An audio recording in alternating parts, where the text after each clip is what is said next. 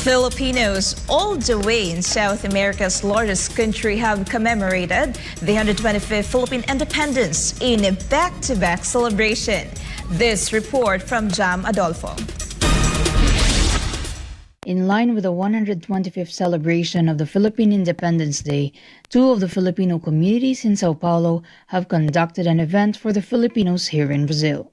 Philcom and the Alianza Cultural Brasil-Filipinas, or ACBF, celebrated the 125th Philippine Independence Day through events and activities. Eu agradeço bastante aos filipinos que aqui estão e que aqueles que chegam, aqueles que prestigiam e que essa força das Filipinas pela o que eles têm dentro deles como pessoas realmente maravilhosas e pessoas que têm a força de vontade de vencer na sua vida e levar o melhor possível para os seus familiares que estão lá nas Filipinas. Que Deus abençoe a todos eles. ACBF on Saturday conducted an event dubbed as Mr. and Miss Kalayaan, which highlights the importance of celebrating Philippine independence, as well as importance among Filipino across the world.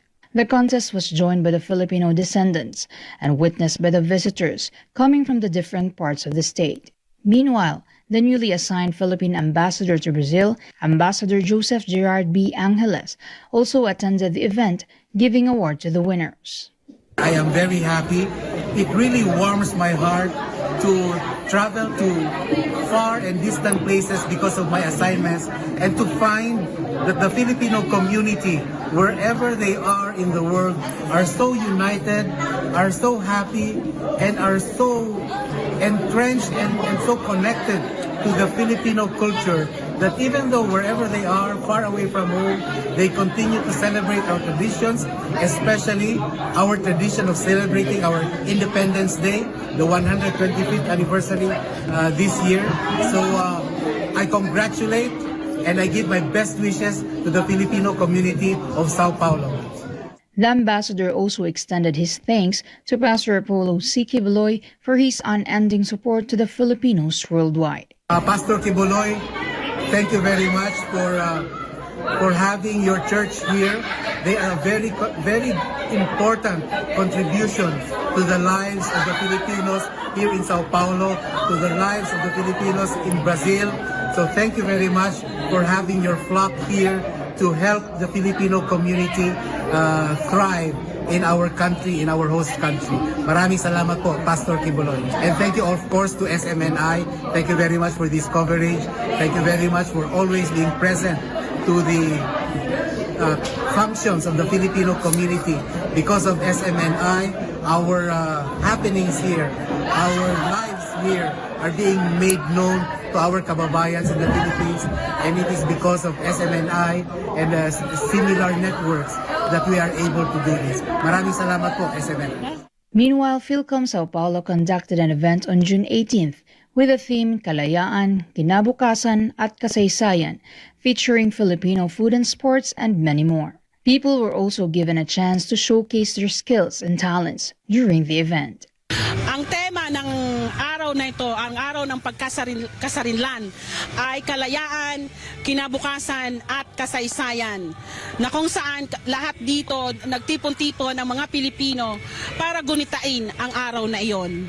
Nagpapasalamat po kami sa SMNI at na maipaabot ang aming pasasalamat sa inyo at natunghayan ng buong mundo ang aming palatuntunan dito sa Sao Paulo, Brazil, na ang sambayan ng Pilipino ay nagkaisa. Maraming salamat po. Based sa mga experience natin last year, mas maganda itong event na to, na celebration ngayon, kasi ang daming mga Pilipino nag-involve at saka nag-participate sa ating mga programs, especially na may taga-Rio de Janeiro tayo na mga dayo din ng mga Pilipinos. Hopefully sa next year, mas kasi this is already a yearly basis na ating i-celebrate yung araw ng kalayaan natin dito sa Sao Paulo, Brazil. It will be more exciting and more fun para to commemorate once again our Independence Day celebration annually. Sao Paulo Honorary Consul Masato Ninomiya was also present in the gathering, held at Philcom headquarters in Liberdade, Sao Paulo. I think the Filipino community, differently of Japanese community, I think easier to assimilate Brazilian culture and be friends because we have same cultural origin. We are from Portugal and Filipinos came from Spain, so the Portuguese tradition and the Spanish tradition is very similar. So I think Filipinos are easier to adapt to Brazil than Japanese people did. I think there is a connection, very huge connection of Japan and Filipinos and from Filipinos and Brazil. Thank you very much. Many Filipinos coming from different Brazilian states also went to the said event to show their support. For me, it's a great honor to be here with my guys to show a little bit about how is your style of Filipino martial arts. The name of the style is Modern Arnis that was founded by the Grandmaster Jaime Presas in the 70s.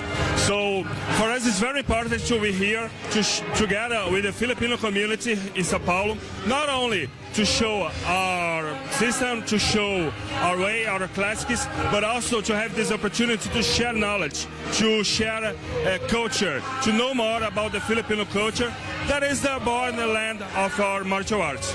So it's a great honor for me. The same way is a great honor for my students. And thanks so much. E é uma alegria muito grande poder contemplar uma cultura diferente da minha, essa oportunidade, as pessoas que aqui estão, conhecer tudo isso, como que uma única e grande família, né? Afinal de contas, somos uma única e grande família. E conhecer, estar aqui, celebrar junto com todos vocês, é uma alegria, é um conhecimento, é uma interação muito grande que vale a pena. Sou grato a todos, parabenizo pela organização do ambiente, tudo que foi feito aqui e agradeço muito ao convite e a oportunidade de estar aqui. Esse é meu recado. Que Deus abençoe a todos, todas pelo evento. Filipino communities annually celebrate the Philippine independence, where it is attended by Filipinos not just here in Sao Paulo, but also in many states here in Brazil. Transmitindo de Sao Paulo, essa foi Jamarofo, SMN News, Brazil.